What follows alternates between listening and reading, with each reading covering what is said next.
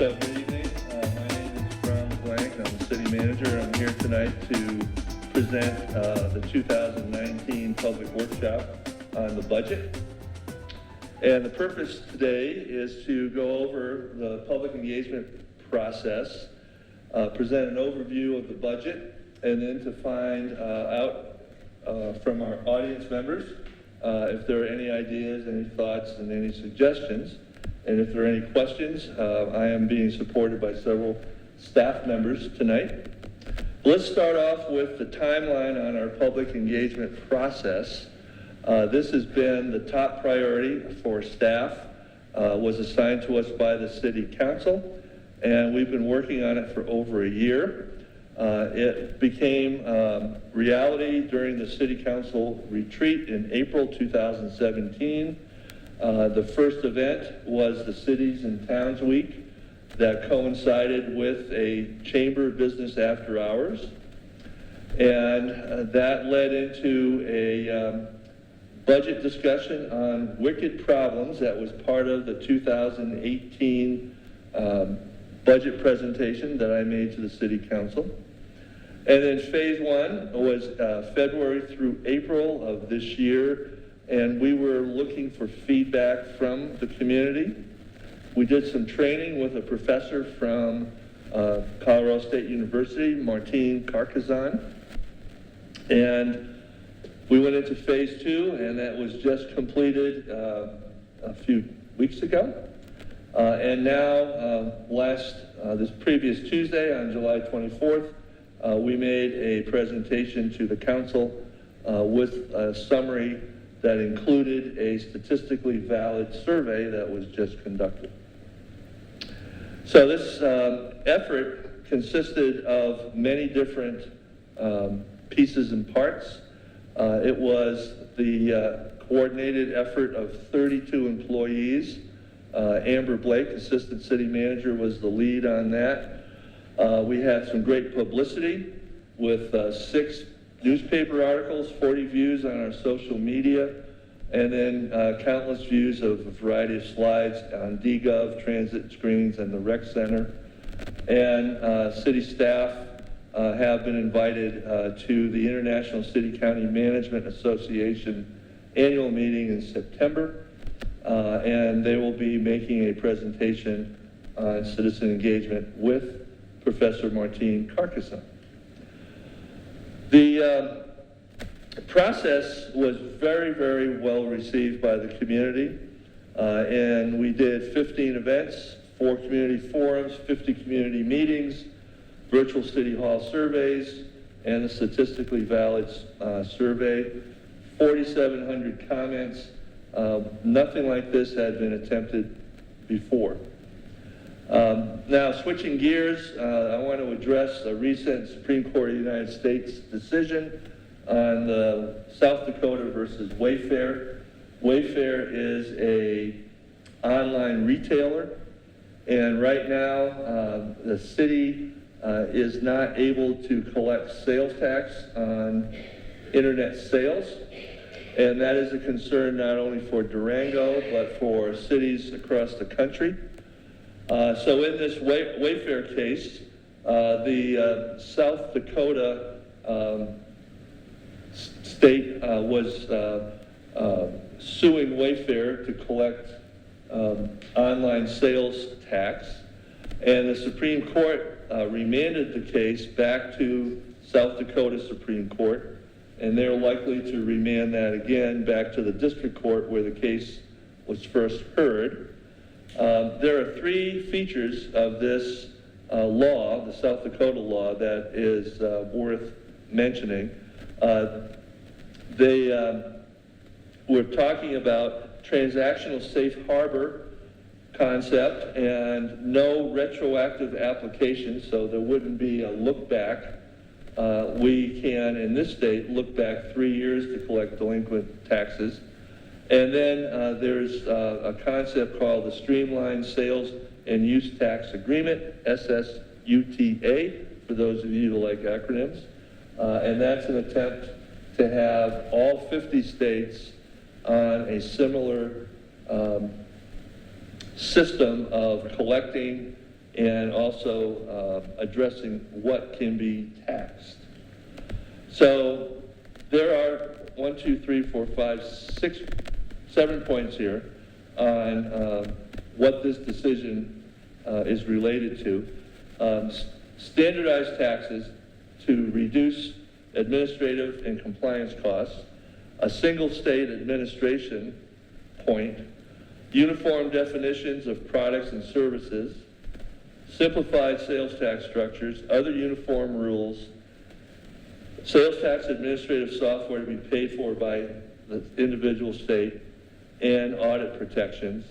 All of these things need to be resolved before the Wayfair case has any impact on Durango and other locales. The key features of this streamlined sales and use tax agreement, SSUTA, are state-level administration of sales and use taxes, and I'm going to show you a map in a minute.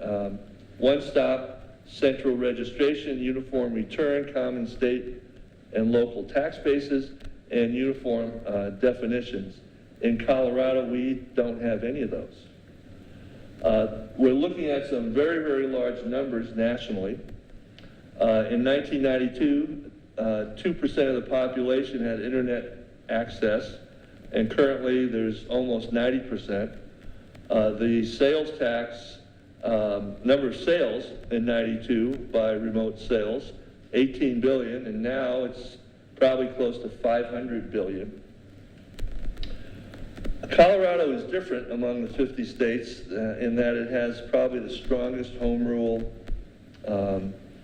system, and that is not just for tax collection, but it's for everything we do. And Durango is a home rule community, having its charter approved in 1912.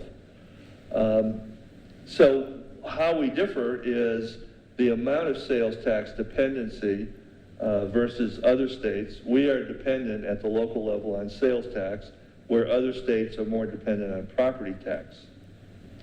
Colorado is in red here, and I know it's hard to read the fine print, but red means you get an F grade. The green are states that get an A grade. So we are among 3 states that do not meet some of these requirements that need to be in place before the Wayfair decision can produce, if at all, tax remissions to Durango. And what Colorado has to consider are the following points, which I'm not going to read, but the citizens of Durango can take some hold of the fact that our finance director, Julie Brown, is on a state committee with other cities across the state to help refine these laws and come up with a plan. So now back to the budget process. City Council has set goals. Today is the public workshop. Right now, the department directors are looking at their budgets and preparing their budgets, which will be submitted later this summer to me. And then we all go through those budgets and make changes to what was submitted and bring that to the City Council. And the plan right now is to give the draft budget to the council on September 25th.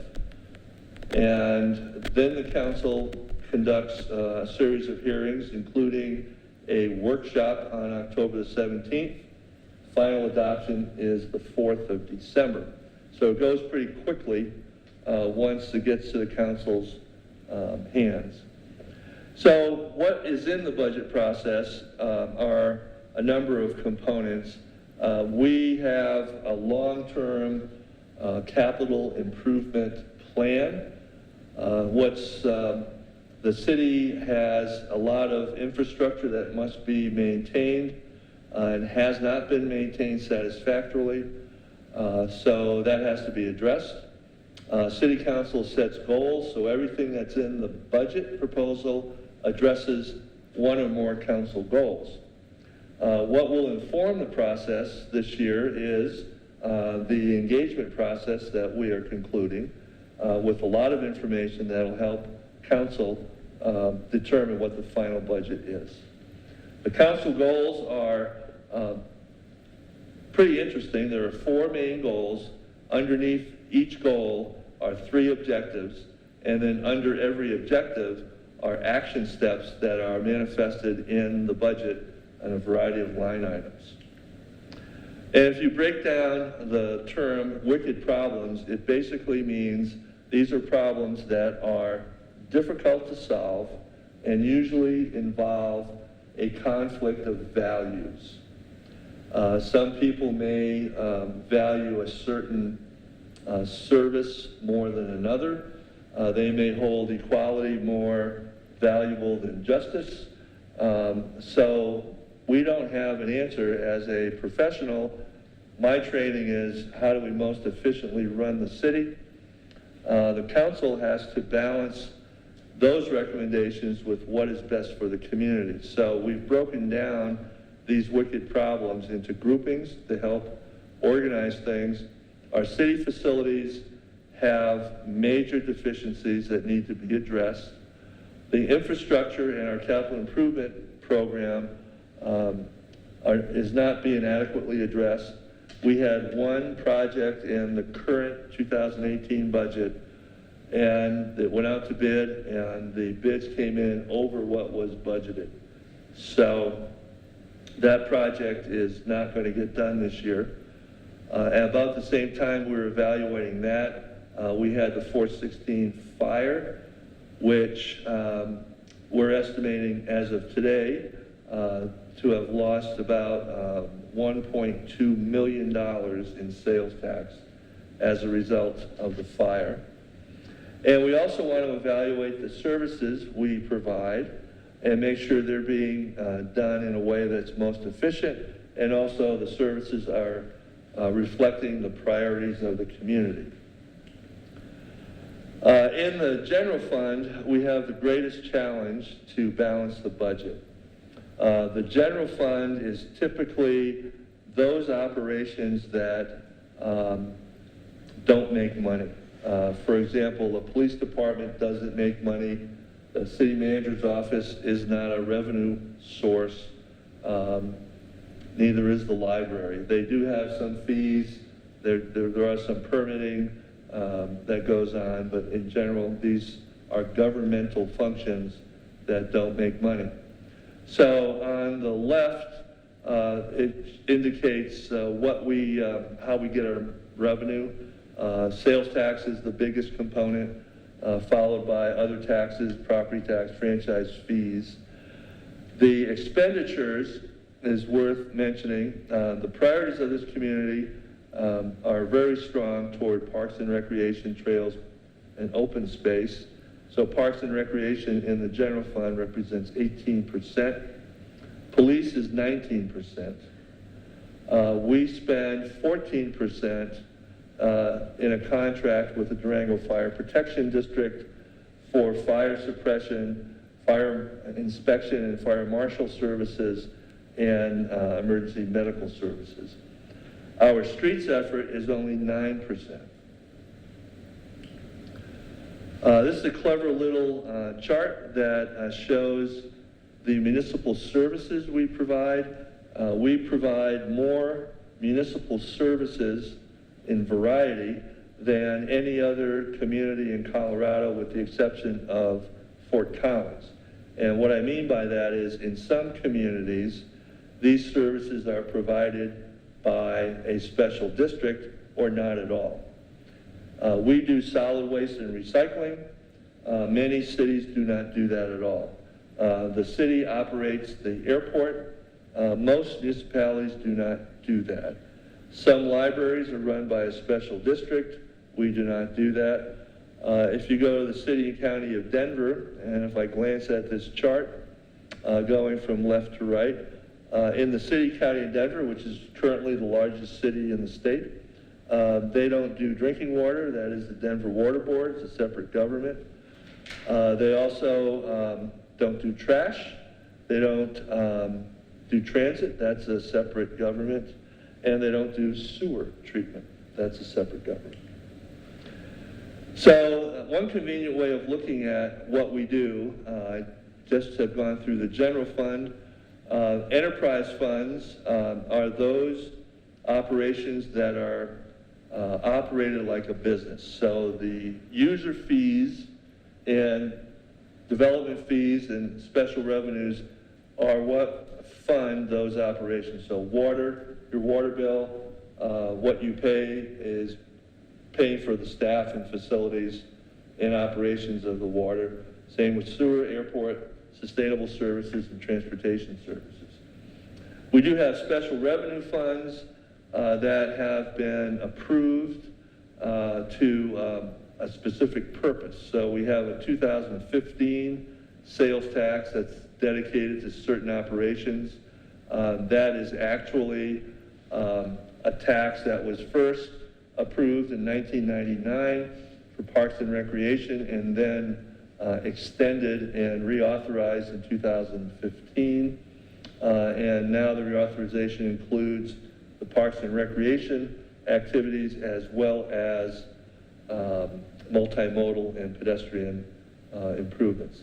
Tourism fund, I'm just going to skip down here. That's the 2% paid for lodgers tax by people visiting the city, and that goes primarily for marketing, and $250,000 of that also goes to operate transit, and then we have some special events that we pay out of that fund.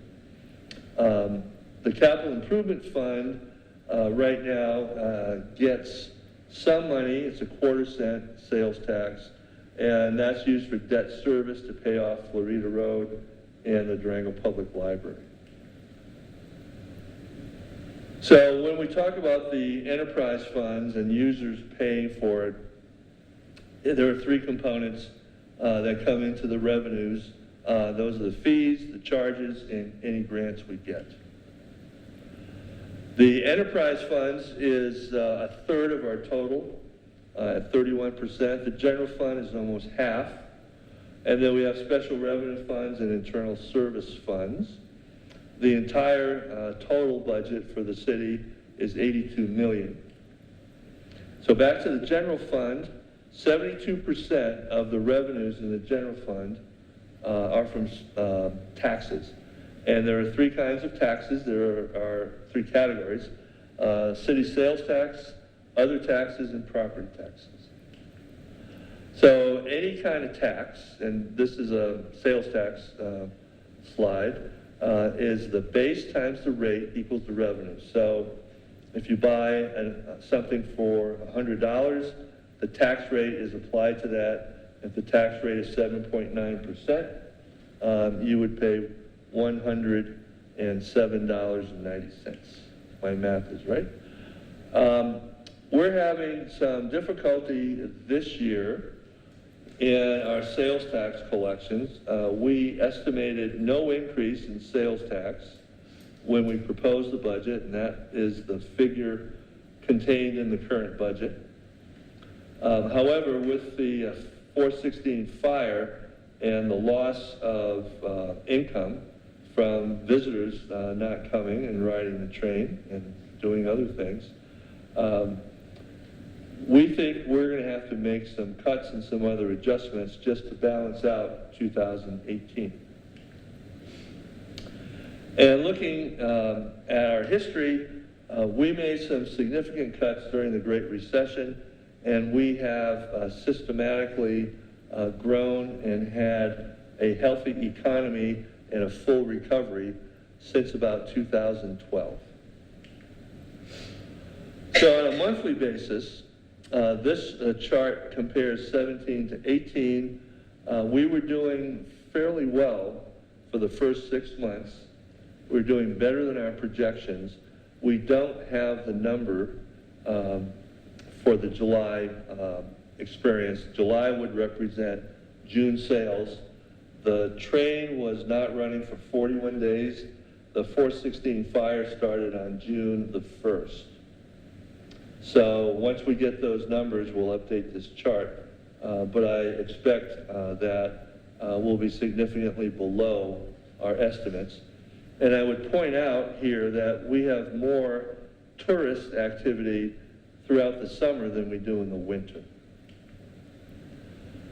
So sales tax should be broken down a little further about where the point of sale is taking place. Liquor and marijuana are two of our more reliable sources at 3% each. Groceries are a big component. People come to Durango to use restaurants and enjoy the brew pubs.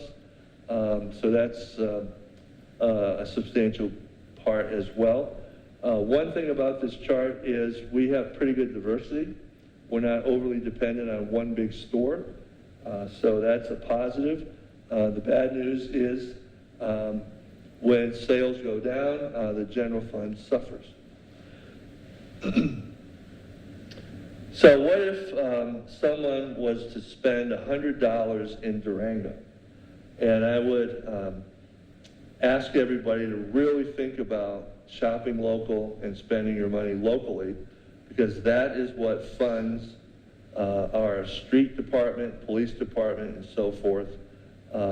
So for every $100 that is spent in the city, the tax rate is $7.9, no. 7.9%. I almost did it right. So that means it would be a total of $107.90.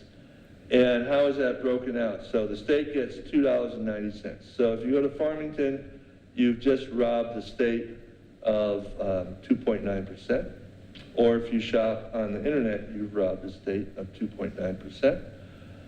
The county has a 2% tax, and that tax is shared among the county, the city, and Ignacio and Bayfield. So we benefit, and the other two towns benefit as well. And then there's a joint city-county tax that funds the library and the senior center, and there's 22 cents would go there. The city has a 3% tax. $1 goes to special revenue funds and $2 to operate the general fund. So the shared sales tax, the county keeps most of it, and there's a formula based on some factors. The city gets 18%, Ignacio 3.5%, and Bayfield 4%. But I would point out that base times rate equals the revenue. The retail sales tax base is primarily located in the city limits. I believe somewhere around 77%. So this would mean that Ignacio and Bayfield receive more tax money from sales occurring in Durango than they do from sales occurring in the respective towns. So the next steps in the process would be for the city manager to present the proposed budget to the council September the 25th. The council reviews every line item in the budget. They review all the outside agencies, all the agencies we contract with, and they're holding a budget retreat on October the 17th. The public hearing is the 5th of November, and final adoption is the 4th of December. So if you want to have input in the city's budget, the best way of doing it is to get your requests in as early as possible, because the department directors are now putting their budgets together. The earlier they hear from you, the more likely they can incorporate your request in their budget. And the further you wait, the process gets more and more solidified. So it's better to get your information in as soon as possible. So if you want to provide some information, you can send your email to this address, citymanager@durangogov.org. You can mail it to City Manager at 949 East 2nd Avenue. You can call. You can always call any member of the City Council. But if your comments are in by the 6th of August, they have a higher probability of being incorporated in the department budget. You can always attend the public hearing on the 5th of November. So with that, I'm concluding this presentation.